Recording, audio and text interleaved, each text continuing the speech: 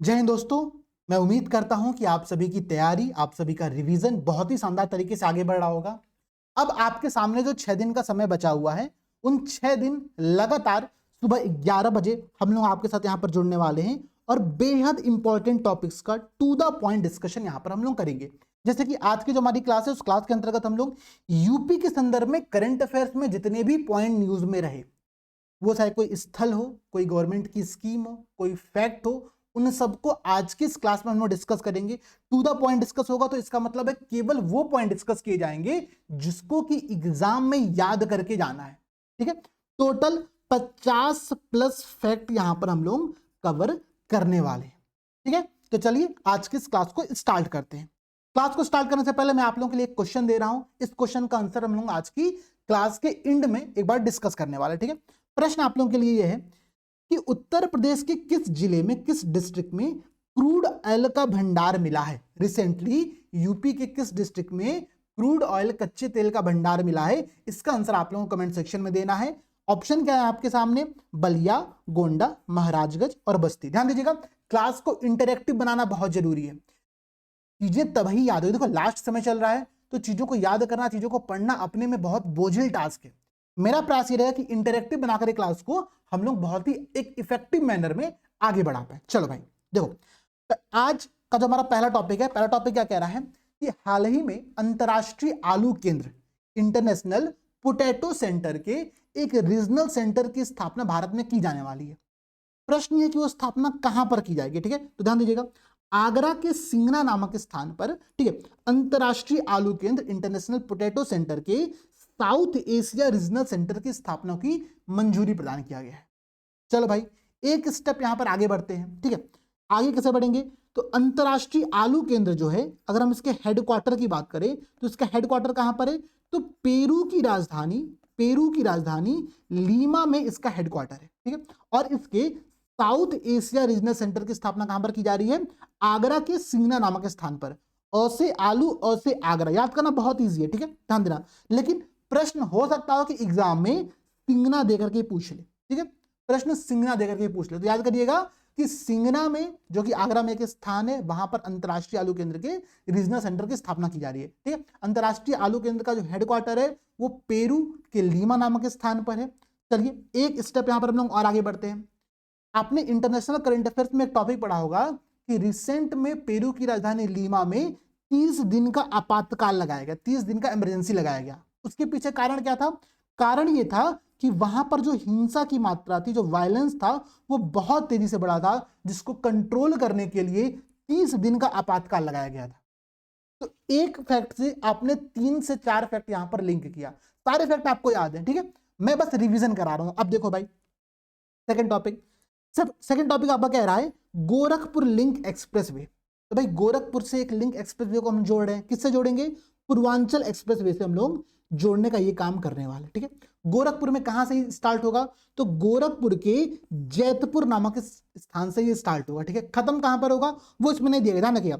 गोरखपुर के बाद संत कबीर नगर, संत कबीर नगर से अंबेडकर नगर, अंबेडकर नगर से आजमगढ़, आजमगढ़ के, अगर आप लोग ध्यान दो यहां पर सलारपुर नामक एक गांव है, वहीं पर ये पूर्वांचल एक्सप्रेसवे से कनेक्ट होने वाला है। ठीक है, तो गोरखपुर लिंक एक्सप्रेसवे जो कि गोरखपुर के जैतपुर से स्टार्ट हो रहा है, संत कबीर नगर, अंबेडकर नगर और फिर आजमगढ़ के सलारपुर गांव में जाकर के एंड होगा, वहां पर पूर्वांचल एक्सप्रेसवे से कनेक्ट होगा। और इस पूरे लिंक एक्सप्रेसवे की जो लेंथ है, ध्यान रखना बहुत इंपॉर्टेंट, आपको लग रहा होगा सर क्या बता रहे हो, एग्जाम में प्रश्न पूछे गए। ठीक है, कुल जो लंबाई है वो 91.352 किलोमीटर है। ध्यान रखना, यहां पर जो फैक्ट लिखा है उस फैक्ट में थोड़ी सी एरर है, जो संख्याओं का क्रम है वो 91.352 किलोमीटर है। इतने पॉइंट यहां पर हम लोग को ध्यान में रखने हैं। एक प्रश्न और बनेगा कि गोरखपुर लिंक एक्सप्रेसवे का जो जैतपुर स्थान है वो किस कहां पर कनेक्ट हो रहा है? तो नेशनल हाईवे 27, ठीक है, जो राष्ट्रीय राजमार्ग 27 है, वहां से इसको कनेक्ट किया जा रहा है। ठीक है, तो इतनी बात ध्यान रहेंगी। कहां से? गोरखपुर के जैतपुर से नेशनल हाईवे 27 91.352 किलोमीटर है, संत कबीर नगर, अंबेडकर नगर और आजमगढ़ के सलारपुर नामक गांव पे जाकर के इंड हो रहा है। ठीक है, इतने पॉइंट यहां पर ध्यान रखो। चलो भाई अगला टॉपिक देखो, कह रहा है सबसे पहला तो बेसिक जो प्रश्न बनेगा कि कतरनिया घाट वाइल्ड लाइफ सेंचुरी कहां पर लोकेटेड है। ठीक है, कतरनिया घाट वन्यजीव अभ्यारण्य यूपी के किस जिले में है? ठीक है, कहां पर है? बहराइच में। ध्यान रखना, बहराइच में ये स्थित है। पहली बात तो ये। दूसरी बात, ये न्यूज में क्यों था, तो यहां पर एक रिवर है, उस रिवर का नाम है गेरुआ नदी। गेरुआ नदी में घड़ियाल के 7 बच्चों को छोड़ा गया है। प्रश्न क्या है, प्रश्न है कि हाल ही में गेरुआ नदी में जिन घड़ियाल के 7 बच्चों को छोड़ा गया वो किस वन्य जीव अभ्यारण्य में स्थित है। ठीक है, तो कतरनिया घाट वन्य जीव अभ्यारण्य है जो कि बहराइच में स्थित है, गेरुआ नदी है और घड़ियाल के बच्चे। ठीक है, चलो भाई अगला टॉपिक देखो। क्या है कि human wildlife crisis management workshop, मानव वन्य जीव संघर्ष प्रबंधन कार्यशाला का आयोजन कहां पर किया गया। कहां पर किया गया, तो दुधवा टाइगर रिजर्व में किया गया। दुधवा टाइगर रिजर्व में किया गया। ध्यान रखना, दुधवा टाइगर रिजर्व की अगर मैं बात करूं तो ये आपका यूपी के लखीमपुर खीरी जिले में स्थित है। ठीक है, कहां पर स्थित है, लखीमपुर खीरी जिले में स्थित है दुधवा टाइगर रिजर्व। यूपी में कुल टाइगर रिजर्व की संख्या कितनी है, 4। ठीक है, सारे पॉइंट्स कनेक्ट करते चलो पैरेलली। ठीक है, चलो आज का 5वां टॉपिक क्या कह रहा है। 5वां टॉपिक दोस्तों ये आप लोगों के लिए कि यूपी सरकार ने एक्स अग्निवीरों के लिए, ध्यान रखिएगा, देखो अग्निवीर के लिए 4 साल के कार्य का वहां पर सिस्टम लगाया गया था। ठीक है, जिसमें से ये 4 साल की अवधि समाप्त होने के पश्चात 25% लोगों को, 25% अग्निवीरों को आर्म्ड फोर्सेस में शामिल किया जाएगा और 75% लोगों को सेवा मुक्त कर दिया जाएगा। ठीक है, ये सरकार ने अग्निवीर पॉलिसी लेकर के यहां पर आई थी। अच्छा भाई, अब यूपी सरकार ये कह रही है कि जो एक्स अग्निवीर निकलेंगे, ध्यान रखना 2022 में पहला बैच गया था, 2026 में पहला बैच निकलने वाला, 4 साल 2026 में पूरा होने वाला है, तो उनके लिए यूपी सरकार ने राज्य पुलिस बल में 20% का, ध्यान रखना 20% का हॉरिजॉन्टल रिजर्वेशन देने का प्रावधान यहां पर किया है। ठीक है, रिजर्वेशन दिया कहां पर जाएगा, तो उत्तर प्रदेश पुलिस आरक्षी, पीएससी, आरक्षी घुड़सवार और फायरमैन में सीधी भर्ती में ये 20% का हॉरिजॉन्टल रिजर्वेशन लागू होने वाला है।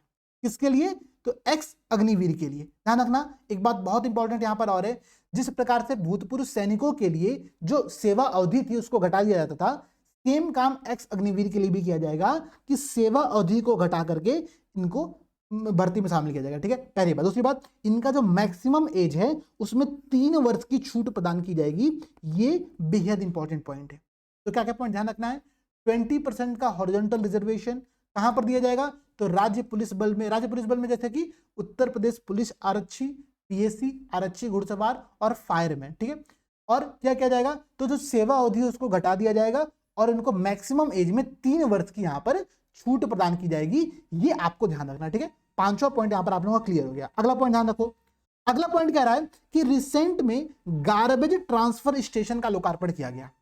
गार्बेज ट्रांसफर स्टेशन का लोकार्पण किया गया कहां पर, तो गोरखपुर में। गोरखपुर के चरगावा नामक स्थान पर इसका लोकार्पण किया गया है। देखो गोरखपुर के साथ बात यह है ना कि चूंकि मुख्यमंत्री जी का यहाँ पर आवास है, ठीक है, तो मुख्यमंत्री जी गोरखपुर में जितने भी ऐसे प्रोजेक्ट होते हैं उनका उद्घाटन मोस्टली मुख्यमंत्री जी करने वाले। ठीक है, तो योगी आदित्यनाथ जी के द्वारा, ठीक है, गोरखपुर जिले के चरगावा में गार्बेज ट्रांसफर स्टेशन का लोकार्पण किया गया है। इतने पॉइंट ध्यान में रहेंगे। चलो भाई आगे बढ़ते हैं। देखो केवल इंपॉर्टेंट पॉइंट हम लोग देख रहे हैं, सारे पॉइंट कवर नहीं करेंगे, केवल इंपॉर्टेंट पॉइंट।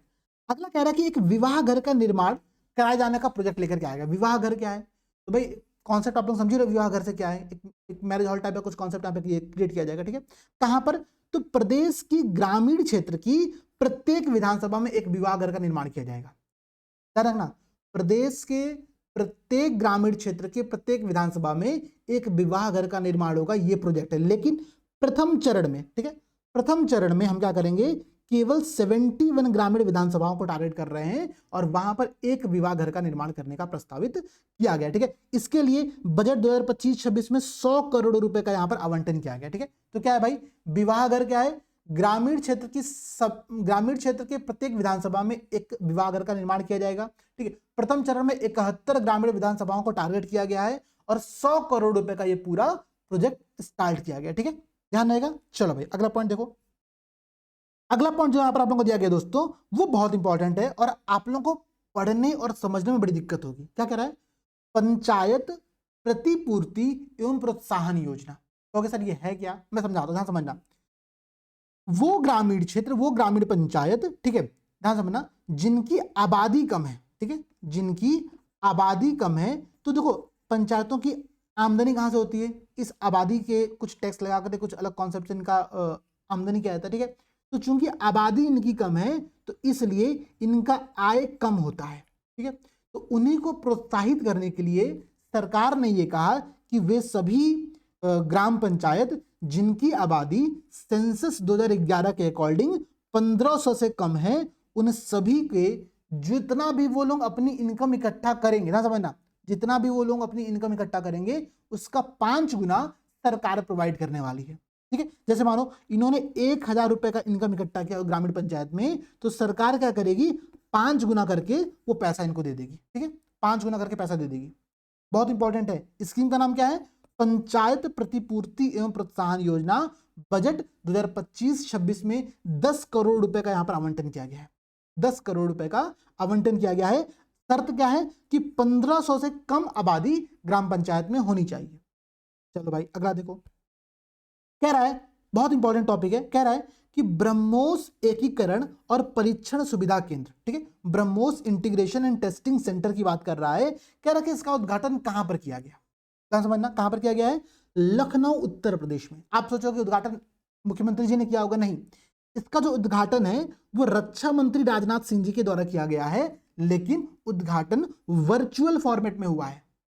उद्घाटन कैसे हुआ है, वर्चुअल फॉर्मेट में। मैं फिर से बता रहा हूं, समझिएगा आप लोग। रक्षा मंत्री राजनाथ सिंह जी के द्वारा लखनऊ उत्तर प्रदेश में BrahMos integration and testing centre का उद्घाटन किया गया है, वर्चुअल किया गया है वो उद्घाटन। ठीक है, चलो भाई अगला देखो, क्या रहा है कि स्कीम है, स्कीम का नाम है नमस्ते योजना। नमस्ते योजना, प्रश्न पूछेगा, हाल ही में उत्तर प्रदेश सरकार के द्वारा शुरू किया गया नमस्ते योजना क्या है, क्या है, तो जो सफाई कर्मी है, ठीक है, सफाई कर्मियों के सम्मान में, ठीक है, देखो पहले क्या होता था ना, शब्दों का खेल है, पहले कूड़ा वाले बोला जाता था कि भाई कूड़ा वाला आ गया, अब क्या है, उनको एक नया टर्म दिया गया, सफाई कर्मी, ठीक है, स्वच्छता कर्मी। तो जो सफाई कर्मी है उनके सम्मान के लिए नमस्ते योजना को यहाँ पे प्रारंभ किया गया है। नमस्ते योजना मतलब नमस्ते किया जा रहा है किसको, जो सफाई करते हैं। ठीक है, कहां पर स्टार्ट किया गया इस स्कीम को, तो ये किया गया उत्तर प्रदेश के बंदायू नामक स्थान में, एक विशेष कार्यक्रम के माध्यम से इसको स्टार्ट किया गया। ठीक है, तो प्रश्न क्लियर है। पहला पॉइंट, नमस्ते योजना क्या है, तो सफाई कर्मियों के सम्मान के लिए है। कहां पर शुरू किया गया, तो बदायूं में शुरू किया गया। इतनी बातें बस ध्यान रखना, ठीक है, बदायूं में शुरू किया गया। चलो भाई अगला टॉपिक देखो, कह रहा कि ओडीओपी स्कीम के अंतर्गत, ध्यान रखना, ओडीओपी स्कीम के अंतर्गत अभी उत्तर प्रदेश सरकार ने 12 नए प्रोडक्ट को शामिल किया है। 12 नए प्रोडक्ट को शामिल किया है। मैं आपको याद कराने का प्रयास करता हूं कुछ ट्रिक के माध्यम से, क्योंकि देखो एग्जाम में ना मैच द कॉलम में ये प्रश्न पूछ सकता है। प्रश्न क्या पूछेगा, ना समझिएगा, हाल ही में जिन नए ओडीओपी को शामिल किया गया है उनको कॉलम 1 और कॉलम 2 में मिलाइए। ठीक है, चलो भाई मैं याद कराता हूं। पहला है एग्रीकल्चर इंस्ट्रूमेंट्स, कृषि उपकरण। तो कृषि कहां पर की जाएगी, बाग में किया जाएगा। ठीक है, तो कृषि उपकरण के लिए जिस ओडीओपी दिया गया है उसका नाम है बागपत। बागपत याद रहेगा। चलो भाई, पेठा उद्योग, आगरा का पेठा सब लोगों को पता है, बहुत प्रसिद्ध पेठा है। ठीक है, तो आगरा में इसको ओडीओपी दिया गया है। प्लस इसके साथ साथ आगरा में देखो मिठाई भी खिलाया जा रहा है, प्लस बदमाशी करो तो जूता से धुना भी जाएगा। ठीक है, तो पेठा उद्योग प्लस इसके साथ साथ फुटवेयर इंडस्ट्री, ठीक है, फुटवेयर इंडस्ट्री, इन दोनों के लिए ओडीओपी किसको मिला हुआ है, आगरा को मिला हुआ है। ठीक है, पहला हमने क्या याद किया, एग्रीकल्चर इंस्ट्रूमेंट जो कि बागपत में है। दूसरा हमने याद किया पेठा और फुटवेयर इंडस्ट्री जो कि आगरा में है। थर्ड याद यहां पर आप लोग करो, फूड प्रोसेसिंग इंडस्ट्री जो कि प्रतापगढ़ में। ठीक है, प्रतापगढ़ के साथ एक और किसी प्लेस को दिया गया है, इस मैगजीन में नहीं दिया गया है, बट हमने जो आपको वो पढ़ाया था ना, हमने आपको जो 500 MCQ की जो पूरी बुक दी हुई है, पीडीएफ दिया हुआ है, इस पीडीएफ में हमने वो प्रॉपर शामिल किया, मुझे याद नहीं आ रहा अभी। कमेंट करके बताओ कोई अगर किसी को याद हो तो। ठीक है, कि फूड प्रोसेसिंग इंडस्ट्री के लिए किन 2 जगहों को ओडीओपी प्रदान किया गया। ठीक है, एक तो प्रतापगढ़ हो गया। ठीक है, क्लियर हो। चलो भाई, अच्छा देखो, ये जो हमने 500 MCQ निकाला हुआ है ना, 99 रुपीज का ही है, पीडीएफ फॉर्मेट में आपको मिल जाएगा। 500 क्वेश्चन है, बहुत ही शानदार क्वेश्चन है। प्लस इसके साथ साथ मैं आपको बताऊं, कल से हम लोग क्या करेंगे, इन्हीं 500 MCQ का डिस्कशन स्टार्ट करेंगे। ये हमारा पूरा प्रयास यहाँ पर रहने वाला है। क्लियर है बात, आप लोग समझ गए। चलो भाई, अब देखो, अब जो हम यहाँ पर एक और प्रोडक्ट यहाँ पर देखेंगे वो एक चिकोरी प्रोडक्ट। देखो चिकोरी प्रोडक्ट क्या है ना, किसी पेड़ पौधों से कुछ उसकी पत्तियों से निकलता है। ठीक है, और उससे कुछ ऐसे उत्पाद बनाए जाते हैं जो कि सेहत के लिए बहुत लाभकारी होते हैं। ठीक है, तो चिकोरी प्रोडक्ट के लिए एटा को यहाँ पर ओडीओपी दिया गया है। ठीक है, ओडीओपी दिया गया है। बात समझ गए। मैं फिर से याद कर रहा हूं, कृषि कहां पर हो गई, तो बाग में होगा। पेठा और फुटवियर दोनों साथ में आ रहे हैं, कहां पर, आगरा में। फूड प्रोसेसिंग कहां पर आ रही है, प्रतापगढ़ में। चिकोरी प्रोडक्ट कहां पर आ रहा है, तो एटा में। ठीक है, इतनी बस याद करना है, बाकी याद मत करो, इतना ही हम लोग याद करके एग्जाम में जाएंगे। चलो भाई अगला देखो, कह रहा है यूपी एग्रीज और एआई प्रज्ञा दोनों अलग अलग स्कीम, ध्यान रखना दोनों अलग अलग प्रयास है सरकार के, बट दोनों को साथ में इसलिए पढ़ा जा रहा है क्योंकि दोनों जिस अंतरराष्ट्रीय संगठन के सहयोग से किया जा रहा है उसका नाम है वर्ल्ड बैंक। ठीक है, वर्ल्ड बैंक। तो वर्ल्ड बैंक समूह की जो अध्यक्ष हैं अजय बंगा जी, वो आए हुए थे यूपी में, वो और साथ ही साथ जो मुख्यमंत्री योगी आदित्यनाथ जी हैं, दोनों के द्वारा, ध्यान रखिएगा क्या स्कीम का नाम है, तो स्कीम का नाम है यूपी एग्रीज, मतलब एग्रीकल्चर सेक्टर की कोई स्कीम है। दूसरी स्कीम उसका नाम है एआई प्रज्ञा, तो एआई मतलब आर्टिफिशियल इंटेलिजेंस। ठीक है, तो नाम से तो बहुत चीजें स्पष्ट हो जा रही है, बट उसके संदर्भ में कुछ स्पेसिफिक प्रोविजन को यहां पर हम लोग समझने का प्रयास करते हैं। ठीक है, ध्यान देना, जो यूपी एग्रीज परियोजना है दोस्तों, वो आपके पूर्वांचल और बुंदेलखंड के 28 जिलों में लागू की जाएगी। कहां पर? पूर्वांचल और बुंदेलखंड के 28 जिलों में लागू किया जाएगा। पूर्वांचल के 21 और बुंदेलखंड के 7 जिले यहां पर शामिल है। क्या समझना, प्रश्न पूछेगा कि यूपी एग्रीज परियोजना को कितने जिलों में लागू किया जा रहा है, तो कुल 28 जिले हैं, जिसमें से पूर्वांचल के 21 जिले शामिल हैं और बुंदेलखंड के 7 जिले यहां पर शामिल हैं। उद्देश्य क्या है? तो देखिए उद्देश्य बहुत क्लियर है। पहला उद्देश्य ये है कि हम 30% जो भागीदारी है इसमें वो महिलाओं की करें। ठीक है, और लगभग 10 लाख किसानों को लाभान्वित करने का हमारा टारगेट है। ठीक है, 10 लाख किसानों को यूपी एग्रीज के माध्यम से हम लाभान्वित करेंगे। ठीक है, वर्ल्ड बैंक हमको यहाँ पर सहयोग कर रहा है। पूर्वांचल के 21, बुंदेलखंड के 7 जिले शामिल हैं। इसमें महिलाओं का जो पार्टिसिपेशन है उसको 30% रखने का यहाँ पर हमने एक प्रयास किया है। ठीक है, ध्यान देना, ये जो पूरी परियोजना है ये 4000 करोड़ की परियोजना है। 4000 करोड़ की परियोजना है, जिसमें से ध्यान रखिएगा आप लोग 2737 करोड़, 2737 करना बहुत सिंपल है क्या, 2737। ठीक है, 2737 करोड़ रुपए का जो लोन है वो वर्ल्ड बैंक के द्वारा 6 वर्षों की अवधि के लिए दिया जा रहा है। ठीक है, 6 वर्षों की अवधि के लिए 2737 करोड़ रुपया वर्ल्ड बैंक देगा। टोटल प्रोजेक्ट का जो फंड है वो 4000 करोड़ रुपया है, बाकी राज्य सरकार देने वाली। ठीक है, इतनी बात समझ गए। चलो भाई अब देखो, कह रहा कि इस परियोजना के तहत 10,000 महिला उत्पादक समूह एफपीओ, फार्मर प्रोड्यूसर ऑर्गेनाइजेशन जो होते हैं, उनको जोड़ा जाएगा और इसके साथ साथ 500 किसानों को विदेश भेजा जाएगा। विदेश जाएंगे लोग तकनीकी प्रशिक्षण लेने। ध्यान देखिए भाई, आप जाओ या ना जाओ, ठीक है, किसान हमारे जाएंगे कहां पर? विदेश में। 500 किसान जाने वाले हैं, 10,000 महिला एफपीओ को शामिल किया जाएगा। कुल 10 लाख किसान कवर हो रहे हैं यहाँ पर, 28 जिले शामिल हैं, 30% महिलाओं का पार्टिसिपेशन है। ठीक है, और 4000 करोड़ रुपए की परियोजना है, जिसमें 2737 करोड़ रुपया 6 साल के लिए वर्ल्ड बैंक दे रहा है। समझ गए। चलो भाई अगला देखो, अगला कह रहा है कि यूपी में सीड पार्क की स्थापना। देखो यूपी में 5 मॉडर्न सीड पार्क की स्थापना को प्रस्तावित किया गया है। आप कहोगे कहां कहां पर किया गया है, मैं आपको केवल एक लोकेशन याद कराऊंगा। ठीक है, ध्यान समझिएगा। कह रहा है कि उत्तर प्रदेश मंत्रिमंडल के द्वारा राज्य में 5 मॉडर्न सीड पार्क की स्थापना की जाएगी। पहला जो पार्क होगा वो होगा आपका मध्य जोन में, कहां पर? लखनऊ के अटारी क्षेत्र में। ठीक है, तो मध्य जोन में लखनऊ के अटारी में आपको बस यही याद करना है, पहला सीड पार्क। ठीक है, इस सीड पार्क का जो नाम है बहुत इंपॉर्टेंट है। इस सीड पार्क का जो लखनऊ में सीड पार्क बनाया जा रहा है, इसका जो नाम है वो पूर्व प्रधानमंत्री चौधरी चरण सिंह के नाम पर रखा गया है। ठीक है, पूर्व प्रधानमंत्री चौधरी चरण सिंह जी के नाम पर रखा गया है। इंपॉर्टेंट यहां पर एक पॉइंट और है, आप लोग नोट करना कि 23 दिसंबर को इनका हम लोग जन्मदिन मनाते हैं, इनका बर्थडे सेलिब्रेट करते हैं। किस लिए, किस पर्पस सेलिब्रेट करते हैं? तो इसको हमने किसान दिवस घोषित किया हुआ है। ठीक है, किसान दिवस घोषित किया। ठीक है, तो प्रश्न बन के एग्जाम में पूछता है कि राष्ट्रीय किसान दिवस कब सेलिब्रेट किया जाता है? 23 दिसंबर को। क्यों सेलिब्रेट किया जाता है? क्योंकि चौधरी चरण सिंह जी का जन्मदिन है। अभी न्यूज में क्यों है? तो लखनऊ में जिस सीड पार्क की स्थापना की जा रही है उसका नाम पूर्व प्रधानमंत्री चौधरी चरण सिंह के नाम पर रखा गया है। समझ गए। ठीक है, कुल कितने सीड पार्क बनाए जाएंगे? तो कुल 5 सीड पार्क बनाने की परियोजना है। पहला वाला जो सीड पार्क है वो मध्य जोन में लखनऊ में बनाया जा रहा है। चलो भाई ठीक है, अगला देखो, केवल इंपॉर्टेंट पॉइंट देख रहे हैं हम लोग। ठीक है, एक ये बस ध्यान रखो, एक पॉलिसी है, पॉलिसी का नाम है उत्तर प्रदेश वैश्विक क्षमता केंद्र। ठीक है, जीसीसी, ग्लोबल कैपेबिलिटी सेंटर की बात कर रहा है यहाँ पर। ये पॉलिसी कब आई? ठीक है, तो ये पॉलिसी 2024 की है। बस इतना ध्यान रखिएगा, प्रोविजन पढ़ने की रिक्वायरमेंट नहीं है तो हम डिस्कस भी नहीं करेंगे। ठीक है, चलो आगे देखते हैं। अब अभी आपने इससे पहले एक टॉपिक पढ़ा था। टॉपिक क्या पढ़ा था? अंतरराष्ट्रीय आलू केंद्र। कहां पर? आगरा के सिंगना नामक स्थान पर। याद है?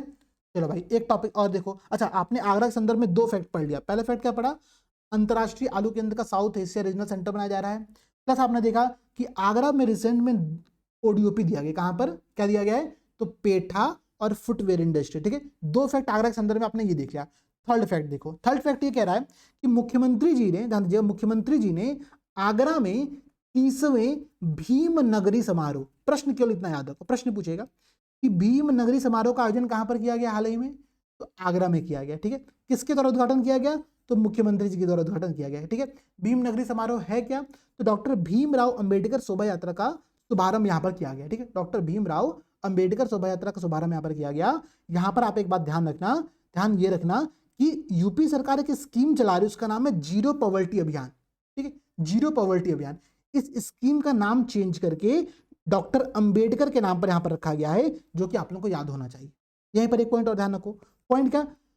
मैं लिंक कर रहा हूं चीजों को, प्रयास करें। डॉक्टर अंबेडकर जी का जो जन्मदिन है वो आपका पड़ता है 14 अप्रैल को। ठीक है, 14 अप्रैल को, 14 अप्रैल को हम लोग एक डे सेलिब्रेट कर रहे हैं, एक इंटरनेशनल डे सेलिब्रेट कर रहे हैं। मैं इसका आंसर आप लोगों से कमेंट सेक्शन में चाहता हूं, बहुत इंपॉर्टेंट है, बहुत इंपॉर्टेंट है।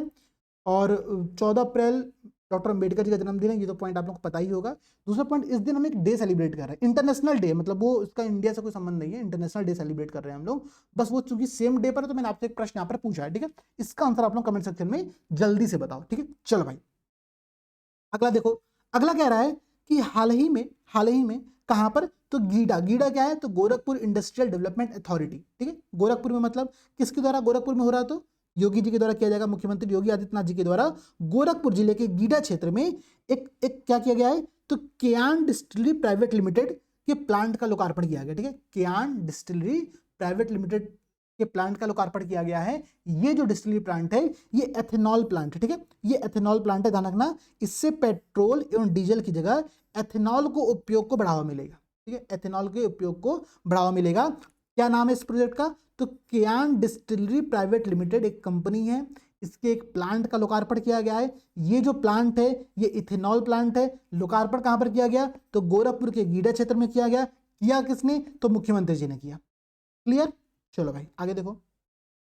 अगला कह रहा है श्रृंगवेरपुर धाम। देखो श्रृंगवेरपुर धाम प्रयागराज में पड़ता है आप लोगों का, और यहां पर किया गया। तो जो मर्यादा पुरुषोत्तम भगवान श्री राम है उनके जो सबसे प्रिय सखा थे निषाद राज। ठीक है, तो भगवान निषाद राज गुहा के जन्मोत्सव के अवसर पर एक कार्यक्रम का आयोजन किया गया। कहां पर? श्रृंगवेरपुर धाम प्रयागराज में, श्रृंगवेरपुर धाम प्रयागराज में किया गया है। और यहां पर कुछ प्रोजेक्ट को सरकार ने स्टार्ट किया। तो भाई आप समझिए ना, निषाद राज जी का जन्मदिन यहाँ पर मनाया जा रहा है। ठीक है, तो कौन से स्कीम यहाँ पर स्टार्ट होंगे? तो एक स्कीम आपका है, ठीक है, जिसके अंतर्गत हम लोग बोट के लिए, नाव के लिए सब्सिडी दे रहे हैं। और दूसरा है आपका मत्स्य योजना के लिए। ठीक है, मत्स्य पालन के लिए सरकार यहाँ पर कुछ फंड लेकर के आ रही है। ठीक है, तो बस आपको ध्यान इतना रखना है कि श्रृंगवेरपुर धाम आपका कहाँ पर है? प्रयागराज में। ठीक है, यहाँ पर निषाद राज जी का जन्मदिन मनाया गया। ठीक है, किसके द्वारा किया गया? तो मुख्यमंत्री जी के द्वारा किया गया। इतनी बातें ध्यान रखना। ठीक है, इतनी बातें यहाँ पर आपको ध्यान रखना। अभी तक अगर हम लोग केवल ब्रह्मोस वाले जो सेंटर का इनॉग्रेशन हुआ है उसको छोड़ दे तो बाकी जगहों पर हमने किसका नाम देखा है? मुख्यमंत्री जी का नाम ही देखा है। वहां पर राजनाथ सिंह जी थे जिन्होंने वर्चुअली उसका उद्घाटन किया था। चलो भाई चलो, मैंने आप लोगों से एक पहले प्रश्न पूछा था कि उत्तर प्रदेश के किस जिले में, ठीक है, क्रूड ऑयल खोजा गया है। ठीक है, उसका आंसर क्या था? बलिया। आप में से बहुत सारे लोगों ने कमेंट सेक्शन में आंसर दिया है, उसका आंसर क्या है? बलिया है। चलो भाई अगला टॉपिक देखो। अगला टॉपिक क्या रहा है? मैं आपसे एक प्रश्न फिर से पूछ रहा हूं, नया प्रश्न आपके लिए ये है, ठीक है, आपके लिए नया प्रश्न ये है। प्रश्न है कि भारत में नदी डॉल्फिन की जनगणना के अनुसार उत्तर प्रदेश में नदी डॉल्फिन की संख्या कितनी है? ठीक है, 4 विकल्प है। इसका आंसर जल्दी से कमेंट सेक्शन में आप लोग दो। ठीक है, जल्दी से कमेंट सेक्शन में आप लोग बताओ कि इसका सही आंसर क्या होगा।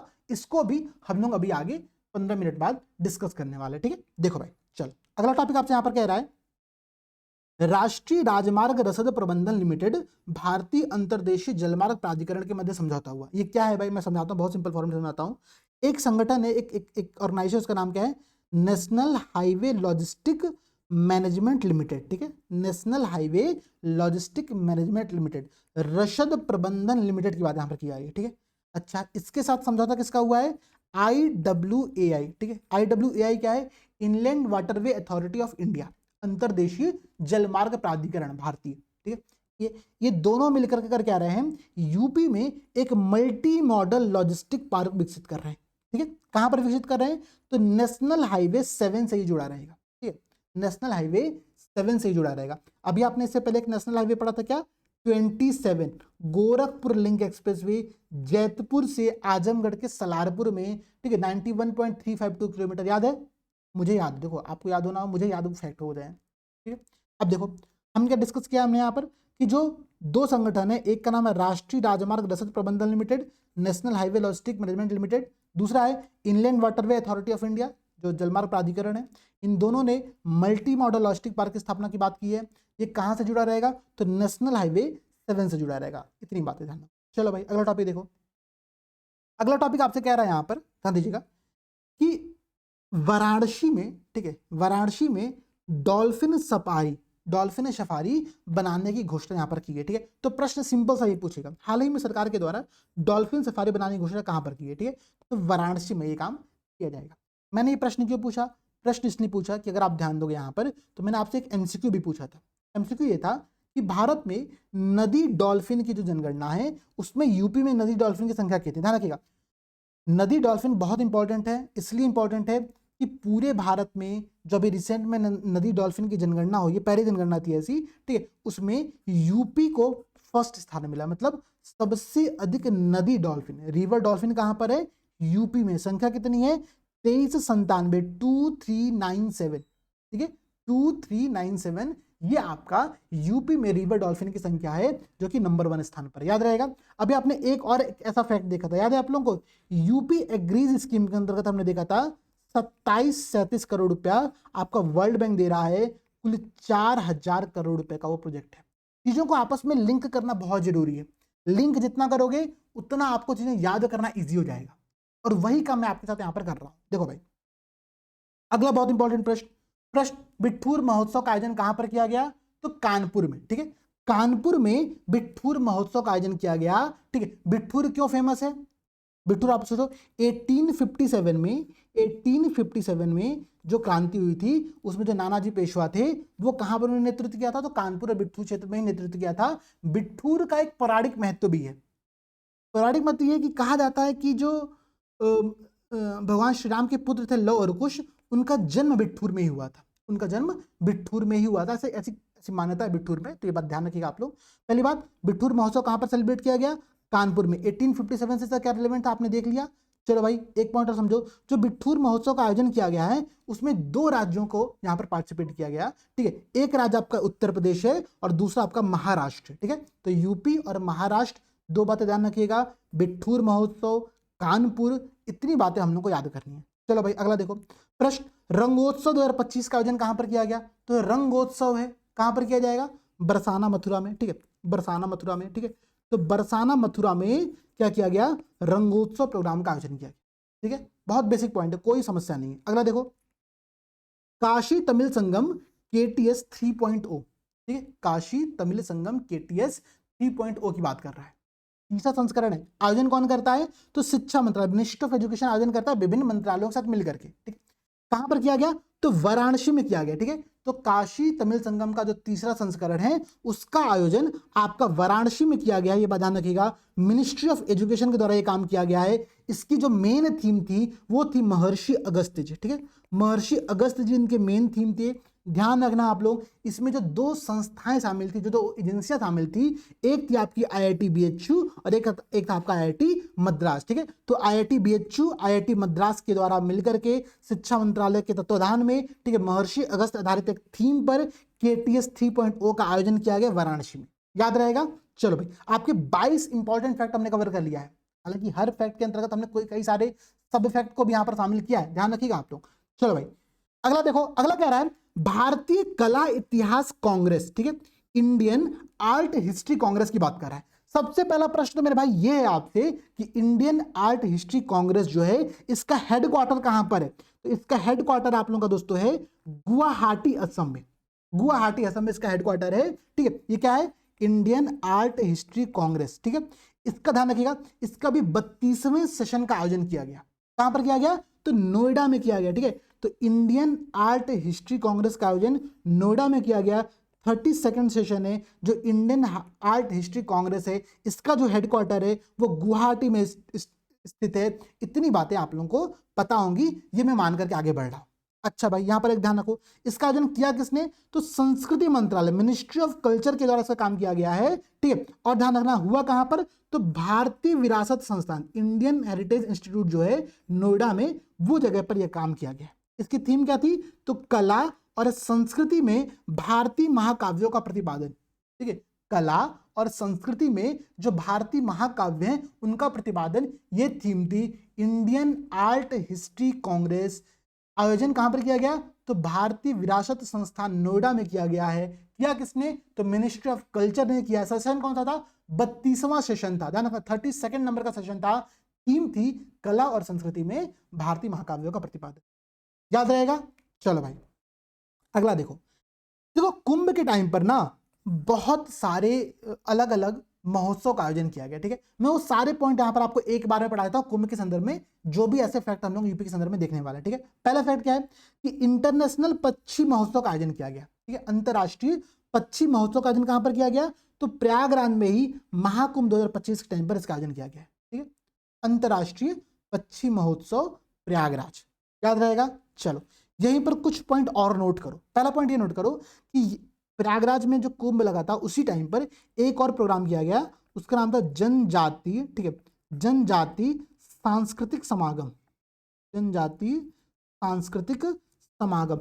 इसमें लगभग 15,000 से अधिक, ध्यान रखिएगा 15,000 से अधिक आदिवासियों ने यहाँ पर पार्टिसिपेट किया, ठीक है। तो प्रश्न पूछेगा हाल ही में यूपी में जनजातीय सांस्कृतिक समागम का आयोजन कहां पर किया गया? तो समागम हो रहा है, ठीक है, पक्षी महोत्सव हो रहा है, तो पक्षी महोत्सव भी प्रयागराज में है, जनजातीय सांस्कृतिक समागम भी प्रयागराज में है। 2 पॉइंट ध्यान रखिएगा आप लोग। अगला नोट करो कि कुंभ के टाइम पर ही एक एफएम का हमने उद्घाटन किया। एफएम का क्या नाम है? 103.5 मेगाहर्ट्ज, ठीक है, एफएम 103.5 मेगाहर्ट्ज, ठीक है। इसको हमने नाम क्या दिया? हमने नाम दिया कुंभवाड़ी। आकाशवाणी होती है, ठीक है, आकाशवाणी आप सब लोग सुनते भी होंगे, ये क्या है? कुंभवाड़ी, ठीक है। तो कुंभवाड़ी जो एक चैनल है, उस चैनल का मेगाहर्ट्ज क्या है? तो 103.5 मेगाहर्ट्ज, ठीक है। आप लोग जब रेडियो पे चलाते हो ना तो ये एफएम लगाया जाता है वहां पर, ठीक है। तो 103.5 मेगाहर्ट्ज को हमने कुंभवाड़ी का नाम दिया है, और मुख्यमंत्री जी के द्वारा प्रयागराज में कुंभ के टाइम पर इसका लोकार्पण किया गया, इसको भी शुरुआत किया गया, ठीक है। ये भी ध्यान रखिएगा आप लोग। एक फैक्ट यहाँ पर और नोट करो कुंभ के संदर्भ में ही, क्या? कुंभ सहायिका, देखो यहाँ पर लिखा भी हुआ है, क्या? कुंभ सहायक चैटबोर्ड, ठीक है, कुंभ सहायक चैटबोर्ड क्या है? एआई यहाँ पर आप लोगों को बहुत विशेष दिख रहा है। एआई का मतलब है आर्टिफिशियल इंटेलिजेंस। तो पहली बार महाकुंभ में आर्टिफिशियल इंटेलिजेंस आधारित एक चैटबॉट शुरू किया गया, जो कि 10 से अधिक भाषाओं में, कितने भाषाओं में? 11 भाषाओं में, ध्यान रखना 11 भाषाओं में लिख और बोल करके सूचनाएं प्रदान कर सकता है। तो जो टूरिस्ट कुंभ में आ रहे थे वो इस कुंभ सहायक चैटबॉट का प्रयोग कर सकते थे। चैटबॉट है, आप मैसेज करोगे, आप टेक्स्ट भेजोगे, आप ऑडियो भेजोगे तो वो आपको रिप्लाई वहां पर करेगा, ठीक है। तो आर्टिफिशियल इंटेलिजेंस आधारित पहला चैटबॉट है जिसका प्रयोग कुंभ में किया गया है, ठीक है। 11 भाषाओं में काम करने वाला है, तो ये भी कुंभ के संदर्भ में इंपॉर्टेंट फैक्ट है, ठीक है, कुंभ के संदर्भ में इंपॉर्टेंट फैक्ट है। तो ये सारी बातें यहाँ पर आप लोग ध्यान रखना, ठीक है। देखो मैंने कुंभ के संदर्भ में 4 फैक्ट आप लोगों को याद कराया। पहला फैक्ट क्या था कि अंतरराष्ट्रीय पक्षी महोत्सव, दूसरा था जनजातीय सांस्कृतिक समागम, तीसरा था कुंभवाड़ी जो कि 103.5 मेगाहर्ट्ज है, और सहायक जो कि आपका चैटबॉट है, ठीक है। इतने पॉइंट ध्यान रहेंगे। चलो भाई अब हम लोग बढ़ते हैं अपने अगले टॉपिक की तरफ, ठीक है। हमारा ये 25वां टॉपिक है आज की क्लास का, ध्यान रखना 25वां टॉपिक है।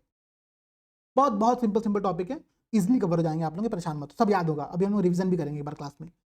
कह रहा है कि IWAI, ठीक है, IWAI का नाम इससे पहले आपने कहां पर देखा था? तो आपने देखा था राष्ट्रीय राजमार्ग रसद प्रबंधन limited, national highway logistic management limited, जो कि एक मल्टी मॉडल लॉजिस्टिक पार्क बना रही है, कहां पर? आपका नेशनल हाईवे 7 से लिंक करके, ठीक है, ध्यान रखिएगा।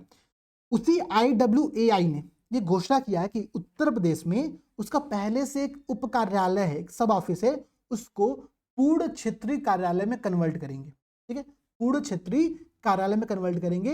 ये घोषणा की है किसने? आपका IWAI ने। ये कहां पर इसका कार्यालय है?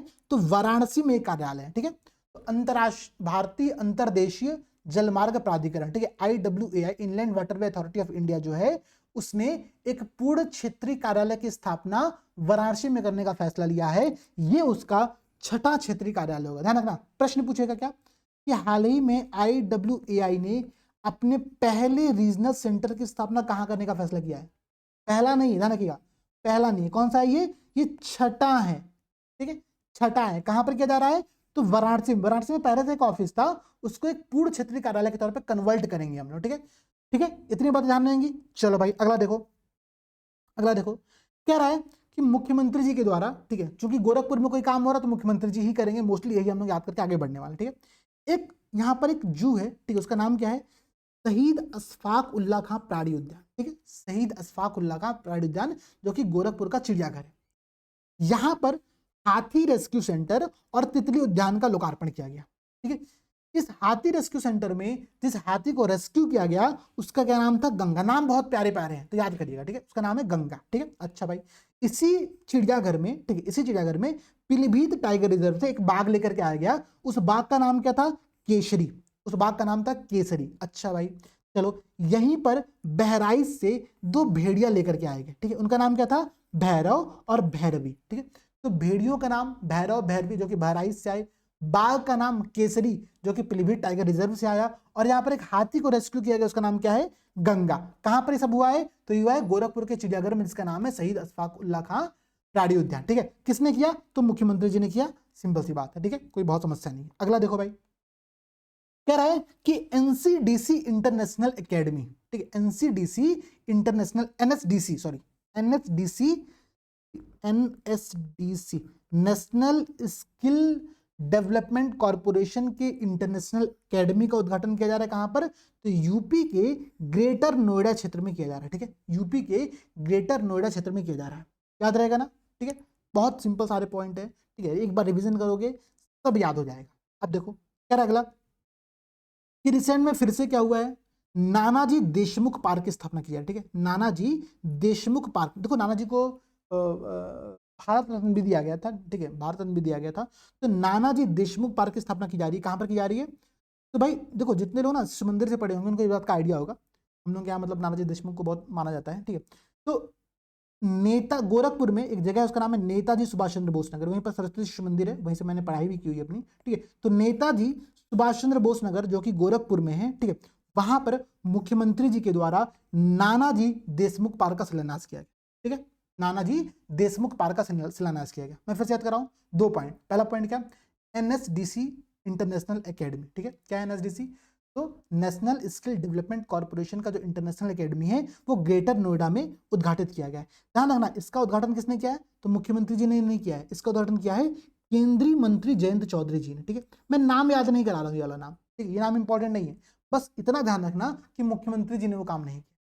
मुख्यमंत्री जी ने किया क्या? तो गोरखपुर में नानाजी देशमुख पार्क जो कि, ठीक है, आपका यहाँ पर बनाया जा रहा है, ठीक है, उसका शिलान्यास यहाँ पर किया। चलो भाई, ये वाला टॉपिक सबसे ज्यादा इंपॉर्टेंट है, ठीक है, इसको मैं याद करा के छोड़ूंगा आपको। टॉपिक क्या कह रहा है? उत्तर प्रदेश गौरव सम्मान 2025 कब दिया गया? दिया गया आप लोगों का 24 जनवरी। 24 जनवरी इंपॉर्टेंट क्यों है यूपी के संदर्भ में? ध्यान रखिएगा, यूपी के संदर्भ में डेट इंपॉर्टेंट इसलिए है कि हम लोग 24 जनवरी को यूपी की स्थापना दिवस सेलिब्रेट करते हैं, ठीक है, यूपी की स्थापना दिवस सेलिब्रेट करते हैं। ध्यान रखना, 2025 में 24 जनवरी को हमने यूपी के अजय स्टेट 75 वर्ष पूरा होने का भी उपलक्ष्य मनाया है, ठीक है, तो बहुत इंपॉर्टेंट है ये डेट। 24 जनवरी 2025 को यूपी एक राज्य के तौर पर 75 साल पूरा कर लिया उसने, ये एक बहुत बड़ी बात है, इस बात को ध्यान रखिएगा। 24 जनवरी को हम यूपी के डे को सेलिब्रेट करते हैं, यूपी स्थापना दिवस को सेलिब्रेट करते हैं, इस बात को भी ध्यान रखना, ठीक है। और इस बार के जो थीम थी, ठीक है, इस बार जो 24 जनवरी 2025 की थीम थी, वो थीम क्या थी? डेवलपमेंट एंड हेरिटेज, मतलब विकास और जो आपका हेरिटेज है, ठीक है, विरासत है, विकास और विरासत, उसकी बात कर रहा है। कह रहा है UP on the path to progress, UP एक विकास के रास्ते पर आगे बढ़ रहा है, ये इस बार की थीम है, ठीक है, 24 जनवरी 2025 की यूपी स्थापना दिवस की। प्रश्न आपसे मेरा दूसरा है, ठीक है, ये प्रश्न आपके लिए होमवर्क है, इसको थोड़ा सा आप लोग कमेंट सेक्शन में कमेंट करना, मैं आंसर कमेंट सेक्शन में डाल दूंगा, परेशान मत होना, ठीक है। आंसर ये है, क्वेश्चन ये कि जो यूपी की स्थापना दिवस हम सेलिब्रेट कर रहे हैं वो किस वर्ष से कर रहे हैं, ठीक है, किस वर्ष से हम यूपी की स्थापना दिवस को सेलिब्रेट कर रहे हैं, बहुत इंपॉर्टेंट पॉइंट है। 24 जनवरी करते हैं, पता है थीम क्या थी, मैंने आप लोगों को बता दिया। इंपॉर्टेंट क्यों है कि इस दिन हमने उत्तर प्रदेश गौरव सम्मान पुरस्कार दिया, कितने लोगों को दिया? तो 6 लोगों को दिया। कहां पर दिया? तो लखनऊ के अवध शिल्प ग्राम में दिया हमने। वो 6 लोगों का नाम ध्यान रखना, मैं नाम याद करा देता हूं आप लोगों को, बहुत इजी नाम याद करना, बहुत सिंपल तरीका है। पहली बात, 2 लोग हैं जिनका नाम कृष्ण है, तो कृष्ण नाम के 2 लोग यहाँ पर हैं। चलो भाई, एक व्यक्ति है जिनका नाम है हिम, हिम, ठीक है। अच्छा भाई, एक लोग है जिनका नाम है मन, देखो कितने प्यारे प्यारे नाम है, कृष्ण, हिम, मन, और आपका अगला नाम है जिनका नाम है शुभ, ठीक है, और अगला नाम आपका है जय। बहुत सिंपल तरीका है, देखो कितने प्यारे नाम है। आप एक बार ध्यान में पढ़ लोगे ना, आपको याद हो जाएगा। क्या? कृष्ण, हिम, मन, शुभ और जय। क्या है भाई? कृष्णकांत शुक्ला है, ठीक है। अब देखो कृष्णा यादव है, 2 कृष्ण हो गए, ठीक है। उसके बाद मैंने कहा एक हिम है तो हिमांशु गुप्ता हो गए, एक मैंने कहा मन है तो मनीष वर्मा हो गए, एक आपको मैंने कहा शुभ है तो सुभाष देशवाल हो गए, एक मैंने कहा जय है तो डॉक्टर जय सिंह हो गए, ठीक है। इन 6 व्यक्तियों को उत्तर प्रदेश गौरव सम्मान पुरस्कार से सम्मानित किया गया है, ध्यान रखना, ठीक है। हालांकि ध्यान तो आपको यह भी रखना चाहिए कि ये किस किस जिले से आते हैं। देखो पूछने को तो पूछ सकता है, बट मैं अभी याद नहीं कराऊंगा, अभी के लिए 6 नाम याद करो, बाकी जब दोबारा रिवीजन करना तो चीजें याद हो जाएंगी अपने आप, ठीक है। चलो भाई, अब देखो भाई, एक बहुत इंपॉर्टेंट पॉइंट कह रहा है कि यूपी एरोस्पेस और रक्षा इकाई, ठीक है, defence unit and employment promotion policy 2024 का हमने यहाँ पर शुरुआत किया, ठीक है। ये कौन सी 2024 की पॉलिसी है? तो UP aerospace defence unit and employment promotion, ठीक है। क्या कह रहा है? कह रहा है कि अगले 5 वर्षों में 50,000 करोड़ रुपए का इन्वेस्टमेंट हम लोग इस सेक्टर में आकर्षित करने पर फोकस करेंगे। ये हमारा यहाँ पर मेन टारगेट, ठीक है। प्लस 1 लाख रोजगार के अवसर, ठीक है।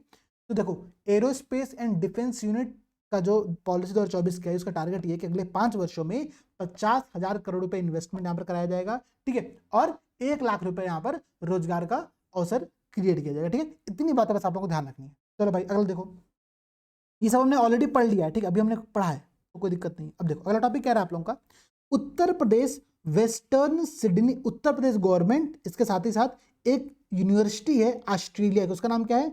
वेस्टर्न सिडनी यूनिवर्सिटी, ठीक है। तो यूपी गवर्नमेंट और वेस्टर्न सिडनी यूनिवर्सिटी ऑस्ट्रेलिया के मध्य में समझौता हुआ है, जिसके तहत ये यूनिवर्सिटी क्या करेगी? अपना पहला कैंपस यूपी में स्थापित करने वाली। कहां पर? ग्रेटर नोएडा में। देखो ग्रेटर नोएडा बहुत बार चर्चा में आ चुका, ठीक है। अभी आपने एनएसडीसी सेंटर देखा था वहां पर, इंटरनेशनल अकेडमी वाला, याद है? ठीक है। तो देखो ये जो नया कैंपस है ग्रेटर नोएडा में पहला विदेशी यूनिवर्सिटी होगा, ठीक है। कौन है यूनिवर्सिटी? उसका नाम है वेस्टर्न सिडनी विश्वविद्यालय ऑस्ट्रेलिया, ठीक है। वेस्टर्न सिडनी विश्वविद्यालय ऑस्ट्रेलिया ग्रेटर नोएडा में ये क्या करने वाली है? अपना एक यूनिट यहाँ पर स्थापित करने वाली, ठीक है। समझ गए? चलो भाई, वर्ष 2025 को हमने अंतर्राष्ट्रीय सहकारिता वर्ष के रूप में घोषित किया हुआ है, ठीक है। इंटरनेशनल कोऑपरेटिव ईयर के रूप में हमने घोषित किया हुआ, यहाँ पर ये बात ध्यान रखिएगा। और अंतर्राष्ट्रीय सहकारिता वर्ष को जो उत्तर प्रदेश में भी शुभारंभ किया गया, ठीक है, बस उसको ध्यान रखो, ठीक है। बहुत कुछ इंपॉर्टेंट है नहीं इसमें, तो मैं इस पॉइंट को पढ़ाऊंगा भी नहीं, डिस्कस भी नहीं करूंगा, ठीक है। इसको स्किप करो, बस ये याद रखना है यहाँ पर आप लोगों को कि अंतर्राष्ट्रीय सहकारिता वर्ष किस ईयर को घोषित किया गया, ठीक है। तो 2025 को घोषित किया गया था। यहाँ पर एक पॉइंट और ध्यान रखना, वर्ष 2025 को हम लोग कई ईयर के रूप में सेलिब्रेट कर रहे हैं, कई सारे ईयर के रूप में सेलिब्रेट कर रहे हैं। मैं एक शॉर्ट वीडियो बना दूंगा जहां पर उन सब का समरी आपको मैं बता दूंगा, तो आप लोग उसको भी देख लेना। अभी अगर किसी को पता हो तो कमेंट सेक्शन में उसको कमेंट कर देना, ठीक है। चलो अगला देखो, कुंभवाड़ी हमने ऑलरेडी देख लिया है। कह रहा है कि प्लेज योजना के अंतर्गत, ठीक है, उत्तर प्रदेश सरकार के द्वारा प्लेज योजना के अंतर्गत 2 नए प्राइवेट इंडस्ट्रियल पार्क की मंजूरी दी गई। कहां पर दिया गया है? ध्यान दीजिएगा आप लोग, 2 वो जो स्थान है उनका नाम है सहारनपुर और मुरादाबाद, ठीक है। तो 2 प्राइवेट इंडस्ट्रियल पार्क की स्थापना की जा रही है प्लेज स्कीम के अंतर्गत। कहां पर की जा रही है? तो सहारनपुर और मुरादाबाद में की जा रही है, सहारनपुर और मुरादाबाद में की जा रही है, ये बात ध्यान रखना आप लोग, ठीक है। अगला कह रहा है गारंटी मोचन निधि की स्थापना, ठीक है। गारंटी रिडेम्पशन फंड की बात यहां पर कर रहा है। गारंटी रिडेम्पशन फंड क्या? देखो कुछ ऐसे लोन डिफॉल्ट आते हैं ना, जिसकी कुछ एंटिटीज ऐसी होती हैं जिनका सिक्योरिटी इंडियन गवर्नमेंट मतलब उत्तर प्रदेश सरकार करती है, ठीक है।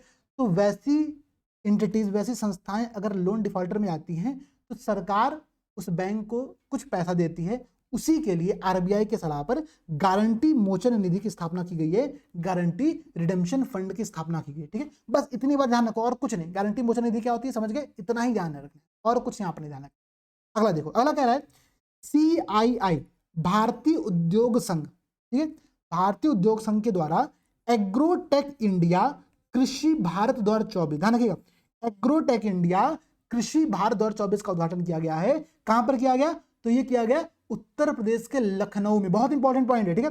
यूपी के लखनऊ में CII भारतीय उद्योग संघ के द्वारा, ठीक है, एग्रोटेक इंडिया कृषि भारत 2024 का यहाँ पर उद्घाटन किया गया। ठीक है, ये यूपी में पहली बार हो रहा है। इस बार की थीम क्या है? तो harvesting innovation for sustainable agriculture. ठीक है, प्रश्न पूछेगा ऐसे आपसे क्या कि कृषि भारत 2024 का आयोजन कहां पर किया गया? तो यूपी के लखनऊ में किया। किसके द्वारा किया गया? तो CII भारतीय उद्योग संघ के द्वारा किया गया है। ये यूपी में पहली बार हो रहा है। थीम क्या है? तो harvesting innovation for the sustainable agriculture. इतने पॉइंट्स ध्यान रखने इस टॉपिक संदर्भ में। ठीक है, अगला टॉपिक क्या कह रहा है?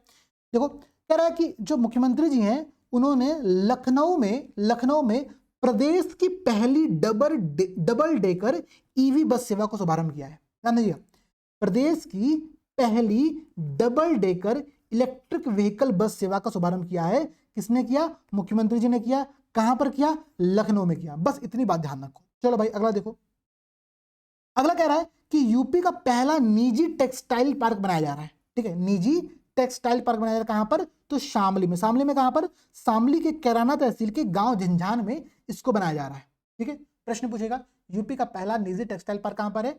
तो शामली, कैराना तहसील, गांव झिंझान। ठीक है, आप देखो इससे पहले आपने एक टॉपिक और पढ़ा था कि 2 प्राइवेट इंडस्ट्रियल पार्क की स्थापना की जा रही है। कहां पर? सहारनपुर और मुरादाबाद। कंफ्यूज मत होना, ये प्राइवेट इंडस्ट्रियल पार्क हैं। अभी जो हम लोग देख रहे हैं वो टेक्सटाइल पार्क है, वो प्राइवेट टेक्सटाइल पार्क है जो कि शामली में, ठीक है, कैराना तहसील और गांव झिंझान में इसको बनाया जा रहा है। याद रहेगा? चलो देखो, दीपोत्सव का आयोजन किया गया। ठीक है, दीपोत्सव, ठीक है, दिवाली के टाइम पर हो रहा होगा। कहां पर हुआ? राम की पैड़ी अयोध्या में किया गया। ठीक है, राम की पैड़ी अयोध्या में किया गया। इस आयोजन में 1121 लोगों के द्वारा, 1121 आचार्यों के द्वारा सरयू जी की आरती की गई, प्लस यहां पर 25 लाख से ज्यादा, 25.12 लाख से अधिक दीप प्रज्वलित किए गए और गिनीज वर्ल्ड रिकॉर्ड में हमारा नाम दर्ज किया गया। ये सर्टिफिकेट मिला किसको? तो मुख्यमंत्री जी को मिला। ठीक है, मैं फिर से बताऊं, देखो 8वां दीपोत्सव था। ठीक है, पहली बात ये 8वां दीपोत्सव था। ठीक है, आयोजन कहां पर हुआ? राम की पैड़ी अयोध्या में हुआ। 1121 लोगों ने क्या किया? सरयू जी की यहां पर आरती की और 25.12 लाख से अधिक दीप यहां पर जलाए गए, जिसको गिनीज वर्ल्ड रिकॉर्ड में शामिल किया गया है और मुख्यमंत्री जी को ये सर्टिफिकेट यहां पर सौंपा गया। ठीक है, चलो भाई अगला पॉइंट कह रहा है कि यूपी का पहला, ध्यान दीजिएगा, यूपी का पहला है क्या है? Private partnership, public private partnership, मतलब समझ, निजी और सार्वजनिक भागीदारी के माध्यम से इस मोड पर बने मेडिकल कॉलेज। ठीक है, तो यूपी में पहला ऐसा कौन सा मेडिकल कॉलेज है, ठीक है, जिसका निर्माण PPP प्रोजेक्ट के माध्यम से किया गया है? तो वो आपका कौन सा, ध्यान रखिएगा, वो है KMC medical college and hospital. ये बात ध्यान रखना, ये बनाया कहां पर गया है? तो महाराजगंज में। प्रश्न पूछेगा कि यूपी के पहले PPP मोड पर बने मेडिकल कॉलेज का निर्माण किस जिले में किया गया? कहां पर किया गया? महाराजगंज में। नाम क्या है? तो KMC medical college, KMC medical college है, ध्यान रखना। ठीक है, बहुत इंपॉर्टेंट पॉइंट है। ठीक है, चलो भाई अगला देखो, कह रहा है अंतरराष्ट्रीय योग एवं आरोग्य केंद्र। ठीक है, अंतरराष्ट्रीय योग एवं आरोग्य केंद्र की यहां पर बात कर रहा है। ठीक है, ये कहां पर बनाया गया है? तो भाई देखो, हमने बागपत का नाम इससे पहले पढ़ा था। कहां पर? ODOP में। क्या पढ़ा था कि भाई बाग में क्या होगी? कृषि होगा। ठीक है, तो एग्रीकल्चर इंस्ट्रूमेंट्स जो है वो आपके बागपत जिले में ODOP दिया गया है। ठीक है, याद है? उसी बागपत जिले में क्या किया गया है? तो अंतरराष्ट्रीय योग एवं आरोग्य केंद्र की स्थापना किया गया। ठीक है, मतलब जो हम योग कर रहे हैं, जो आरोग्य की हम बात करें, वो कहां पर कर रहे हैं? बाग में कर रहे हैं। ठीक है, बाग में कर रहे हैं, ये बात ध्यान रखना आप लोग। तो इंटरनेशनल योग और आरोग्य केंद्र आपका बागपत जिले में। देखो कंफ्यूजन क्या होगी? कंफ्यूजन इसकी होगी वाराणसी से, कंफ्यूजन होगी अयोध्या से, कंफ्यूजन होगी प्रयागराज से। ये तीनों नहीं है क्या? बागपत है। ठीक है, बागपत है, ध्यान रखना। अच्छा भाई अगला देखो, युवा उद्यमी विकास अभियान, बहुत शानदार स्कीम है सरकार की। सरकार क्या कह रही है? कह रही कि 1 लाख युवाओं को हम फंडिंग करेंगे। ठीक है, स्वरोजगार मिशन के अंतर्गत करेंगे क्या कि आने वाले 10 वर्षों में 10 लाख सूक्ष्म इकाइयों की स्थापना की जाएगी। और सरकार यहाँ पर क्या कर रही है? मुख्यमंत्री युवा उद्यमी विकास अभियान के अंतर्गत यहाँ पर उनको फंड प्रोवाइड करा रही है। ठीक है, फंड प्रोवाइड करा रही है, ये बहुत इंपॉर्टेंट पॉइंट है। चलो भाई 1 लाख लोग हैं 1 साल में। ठीक है, 10 वर्षों में 10 लाख सूक्ष्म इकाइयों की स्थापना की जाएगी यहाँ पर। ये बात हम लोग यहाँ पर ध्यान में रखना है। ठीक है, चलो कह रहा है कि आपका जो अगला टॉपिक है ये है कि हाल ही में यूपी गवर्नमेंट के द्वारा, ध्यान दीजिएगा, यूपी गवर्नमेंट के द्वारा क्या किया गया कि इंफॉर्मेशन टेक्नोलॉजी और इसके बेस्ड जो अदर सर्विसेज हैं, ठीक है, उनको हमने इंडस्ट्री का दर्जा दिया। ध्यान रखिएगा, सूचना प्रौद्योगिकी और सूचना प्रौद्योगिकी जनित सेवाएं, ठीक है, आईटी और आईटी सेक्टर जनित जो अदर सर्विसेज है उनको हमने इंडस्ट्री का दर्जा दिया है। ये बहुत इंपॉर्टेंट पॉइंट है, ठीक है, ये बहुत इंपॉर्टेंट पॉइंट है, ध्यान रखना, ठीक है। अच्छा भाई, अगला क्या कह रहा है, ये सब इंपॉर्टेंट नहीं है, ठीक है, इसको हम स्किप करेंगे प्रॉपर, कोई दिक्कत नहीं है, ठीक है, ध्यान रखिएगा, ठीक है, इसको बिल्कुल स्किप करो आप लोग। अगला देखो, अगला कह रहा है कि हाल ही में सेमिकॉन इंडिया 2024 का आयोजन किया गया। सेमिकॉन इंडिया 2024 का आयोजन कहां पर किया गया? ग्रेटर नोएडा में किया गया। ग्रेटर नोएडा इससे पहले आपने 2 बार और अभी देखा है क्लास में आज के, ठीक है। इसकी थीम क्या थी सेमिकॉन इंडिया 2024 की? शेपिंग द सेमीकंडक्टर फ्यूचर, ठीक है। सेमिकॉन इंडिया 2024 का आयोजन ग्रेटर नोएडा में किया गया है। यहीं पर एनएसडीसी का भी सेंटर बनाया गया था, इंटरनेशनल एकेडमी वाला सेंटर आपने देखा था। प्लस यहीं पर आपने एक चीज और देखी थी, मैं आपको दिखा दे रहा हूँ क्या देखा था आपने, मैं बस ये मिल जाएगा, हाँ, तो नोएडा, ग्रेटर नोएडा में ही, ठीक है, ऑस्ट्रेलिया की जो यूनिवर्सिटी का नाम है वेस्टर्न सिडनी विश्वविद्यालय, वो अपना क्या कर रही है, अपना विश्वविद्यालय का एक कैंपस यहाँ पर खोलने वाली है। ये सारी बातें आप लोगों को यहाँ पर लिंक करके याद करनी है, ठीक है। देखो भाई, देश का जो पहला सैनिक स्कूल है, ठीक है, देश का जो पहला सैनिक स्कूल है वो यूपी के उस समय के मुख्यमंत्री डॉक्टर संपूर्णानंद ने 1960 में लखनऊ में स्थापित किया था, ठीक है। तो देश का पहला सैनिक स्कूल लखनऊ में, लेकिन अगर हम पूर्वांचल के पहले सैनिक स्कूल की बात करें तो वो बनाया गया गोरखपुर में, और उद्घाटन किसने किया? तो उपराष्ट्रपति जगदीप धनखड़ जी, इनके द्वारा इसका उद्घाटन किया गया, ठीक है। तो गोरखपुर में सैनिक स्कूल बनाया गया है, पूर्वांचल का पहला सैनिक स्कूल है, उद्घाटन उपराष्ट्रपति जी के द्वारा किया गया है, ठीक है। यहाँ पर क्लास 6 से लेकर के क्लास 12 तक के बच्चों को आवासीय शिक्षा, रेजिडेंशियल एजुकेशन की सुविधा प्रोवाइड कराई जाएगी, ठीक है। 47 नंबर का टॉपिक आप लोगों का है, ध्यान रखिएगा। अब देखो, 1 घंटे में आपके पूरे टॉपिक कंप्लीट हो जाएंगे। अगला, इसको लेकर के आप लोग इतना परेशान हो कि मतलब मैं परेशान हो गया हूं, ठीक है। अब मुझे भूल गया कि इसका आंसर क्या होगा, ध्यान समझिएगा। Jatayu conservation and breeding centre, Jatayu संरक्षण एवं प्रजनन केंद्र, इसका जो उद्घाटन है वो किया कहां पर गया है? कैंपियरगंज महाराजगंज में, ठीक है। अब कहोगे सर ऑप्शन में गोरखपुर है तो क्या सही मारेंगे? मारेंगे सही, इसलिए मारेंगे भाई मेरे भाई क्योंकि ये जो है ये गोरखपुर फॉरेस्ट रेंज के अंतर्गत आता है, ठीक है। ये जो पूरा एरिया जहां पर इसको बनाया गया है वो गोरखपुर फॉरेस्ट रेंज के अंतर्गत आता है। तो गोरखपुर महाराजगंज दोनों में बहुत कंफ्यूज मत होना। जटायु संरक्षण और ब्रीडिंग सेंटर की हम लोग बात कर रहे हैं, ठीक है, ध्यान रखिएगा। ये एशियाई किंग गिद्ध के लिए, एशियाई किंग वल्चर के लिए विश्व का पहला केंद्र है, विश्व का पहला केंद्र है, ठीक है। जो एशियाई किंग गिद्ध है, ठीक है, जो एशियाई किंग वल्चर है, ये आईयूसीएन की क्रिटिकली इंडेंजर्ड कैटेगरी में आता है, ठीक है, गंभीर रूप से लुप्तप्राय की कैटेगरी में आता है, इस बात को ध्यान रखो। अगला देखो भाई, अगला क्या है? रोड टू स्कूल प्रोग्राम, ठीक है। रोड टू स्कूल प्रोग्राम जो है ये क्या है? तो ये स्कूल चलो अभियान का उन्नत संस्करण, नया संस्करण है, ठीक है। रोड टू स्कूल प्रोग्राम है क्या? तो निपुण भारत के अंतर्गत उसको स्टार्ट किया गया है। कहां से किया गया? तो गोरखपुर से किया गया है। प्रश्न पूछेगा रोड टू स्कूल प्रोग्राम जो कि स्कूल चलो अभियान का एक पार्ट है, इसको कहां से प्रारंभ किया गया? तो गोरखपुर से किया गया। गोरखपुर से कौन करेगा? तो मुख्यमंत्री जी करेंगे, ठीक है। तो कुछ सैनिक स्कूल छोड़ देना, सैनिक स्कूल को उपराष्ट्रपति जी के द्वारा उद्घाटन किया गया है, लेकिन ये आप लोगों को ध्यान में रखना है क्या, इसका उद्घाटन किसने किया? तो आपका मुख्यमंत्री जी ने किया, ठीक है। अच्छा भाई, अगला देखो, गोरखपुर का Uttar Pradesh international trade show, ठीक है, UPITS की मैं बात कर रहा हूं। 2024 में इसका दूसरा संस्करण आयोजित किया गया था। 2025 में इसका तीसरा संस्करण आयोजन किया जाएगा, सितंबर में किया जाएगा, ध्यान रखना। सरकार ने इसका प्रयास करना स्टार्ट कर दिया, बट हमको क्या पढ़ना है? हमको 2024 का पढ़ना है। ये सेकंड संस्करण था, कहां पर हुआ? ग्रेटर नोएडा में। 2025 वाला कहां पर होगा? ग्रेटर नोएडा में ही होगा, एकदम निश्चिंत रहो, ठीक है। चलो भाई, अब देखो इसकी थीम क्या थी?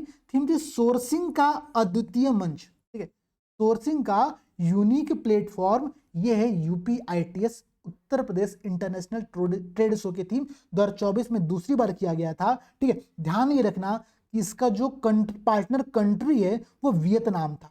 पार्टनर कंट्री कौन था? वियतनाम था। ये बात यहां पर आप लोगों को ध्यान में रखनी है, ठीक है। अच्छा भाई, एनसीआर के तर्ज पर हमने क्या किया है?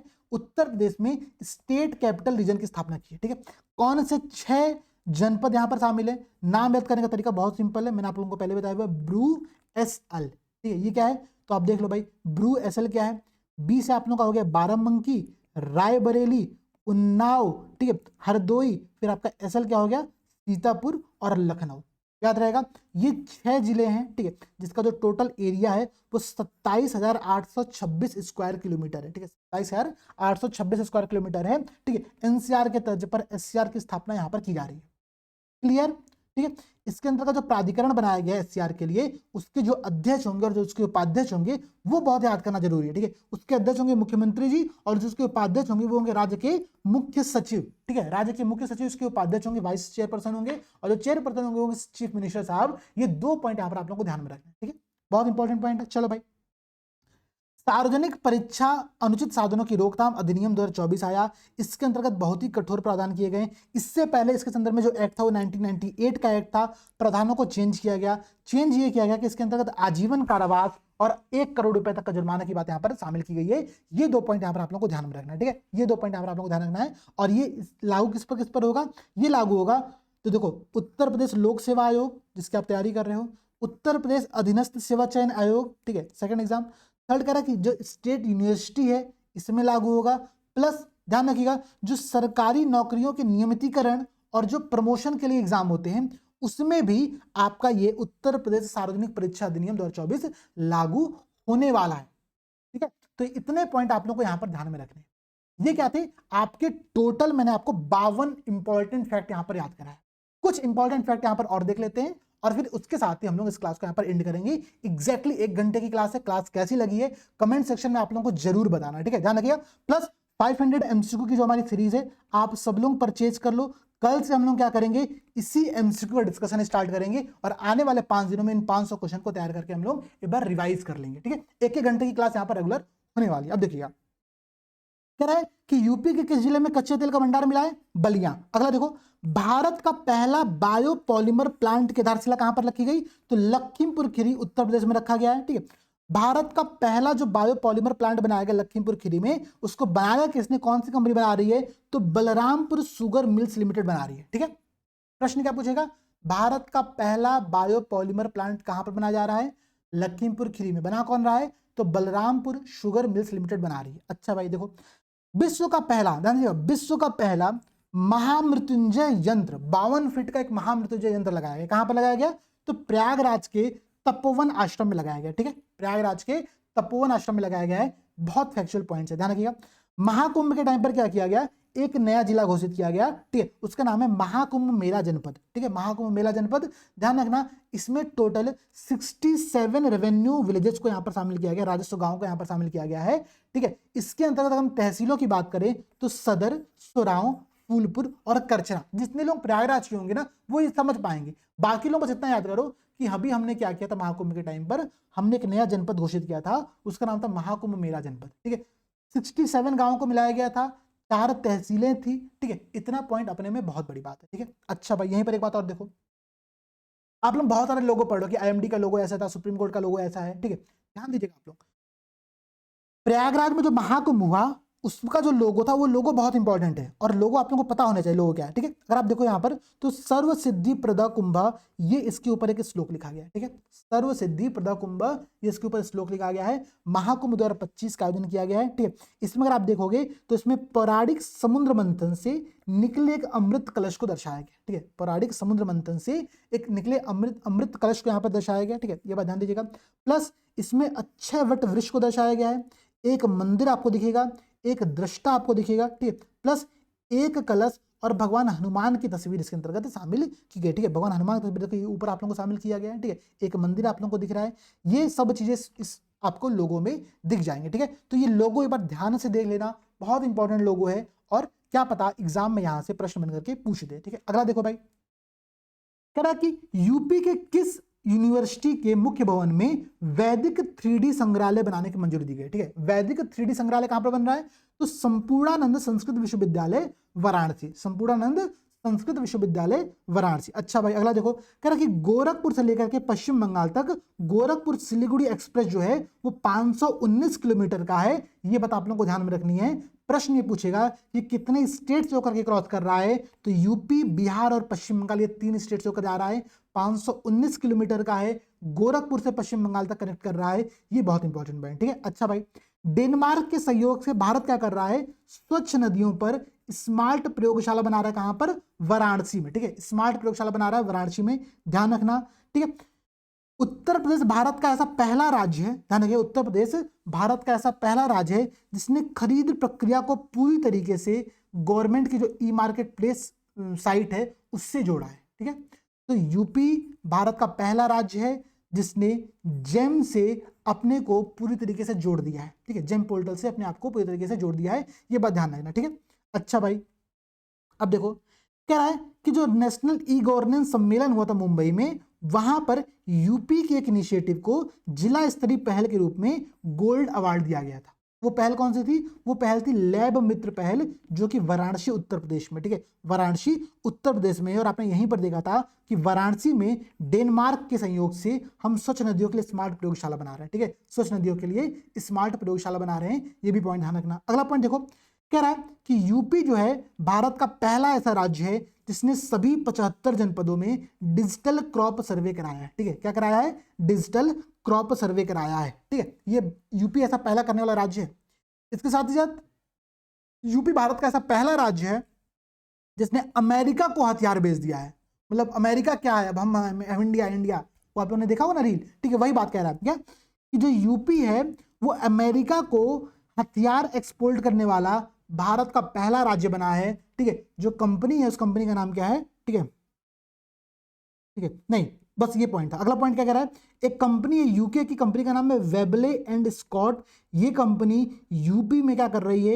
एक एंटिक रिवॉल्वर बनाने वाली है, ठीक है, एंटिक रिवॉल्वर बनाने वाली है। बस इतना ध्यान रखना कि यूके की एक कंपनी यूपी में, वेबले एंड स्कॉट कंपनी जो है वो यूपी में रिवॉल्वर बनाने का यहाँ पर काम स्टार्ट कर रही है, ठीक है। किसके साथ कर रही है? तो सियाल मैन्युफैक्चर्स प्राइवेट लिमिटेड के साथ कर रही है। सिंपल बात है। अब देखो, भारत का पहला वैदिक वन पार्क कहां पर बनाया जा रहा है? भारत का पहला वैदिक वन पार्क कहां पर बना दिया गया है? ठीक है, तो वैदिक थीम पार्क है जो कि नोएडा में स्थित है। आप लोगों को ध्यान रखिएगा, ये कुछ बेसिक फैक्ट थे, ठीक है। अब देखो भाई, एक क्वेश्चन मैं आप लोगों को अभी होमवर्क दे रहा हूं, इस क्वेश्चन को ध्यान समझना, फिर हम लोग एक शॉर्ट रिवीजन यहां पर करेंगे 2 से 3 मिनट के अंतर्गत, ठीक है, ध्यान रखिएगा। कह रहा है कि उत्तर प्रदेश सरकार के द्वारा शुरू किया गया यूपी एग्रीज कार्यक्रम, याद है यूपी एग्रीज कार्यक्रम, एआई प्रज्ञा हमने साथ में पढ़ा था।